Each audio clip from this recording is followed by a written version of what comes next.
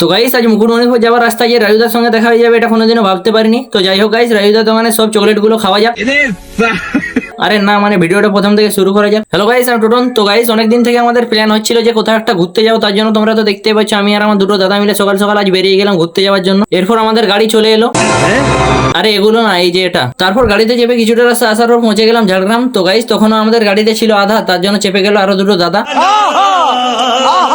এরপর খিদা লাগছিল বলে হালকার উপর কিছু খাওয়া দাওয়া করে গান শুনতে শুনতে আর সেই লেভেলের এনজয় করতে করতে শুরু হয়ে গেল আমাদের আসল journey. A few moments later. তো গাইস আমাদের কি এখনো অনেকটা রাস্তা হবে যেতে, তার জন্য তো আমরা বলছি আমাদের কি একটু হলো হবে খেতে।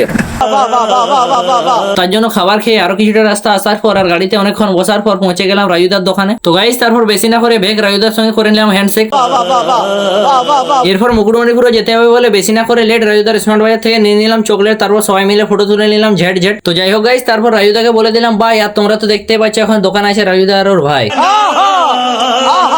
আর হ্যাঁ গাইস, হলুদ কানালি গ্রামের মেন রোডের গায়ে একটা বড় গাছের পাশেই তোমরা দেখতে পেয়ে যাবে রাজুদার স্মার্ট বাজার দোকানটা। এরপর জানালা থেকে বন ঝাড় দেখার পর আরে না, মানে ছোট ছোট পাহাড় দেখার পর ফাইনালি পৌঁছে গেলাম মুকুটমণিপুর। তো গাইস আমার এই মিনি ব্লগটা এখানে করছি আমি শেষ, আর তোমাদেরকে আমি সেকেন্ড পার্টে বলবো যে মুকুটমণিপুরে কি কি ঘটেছিল কেস।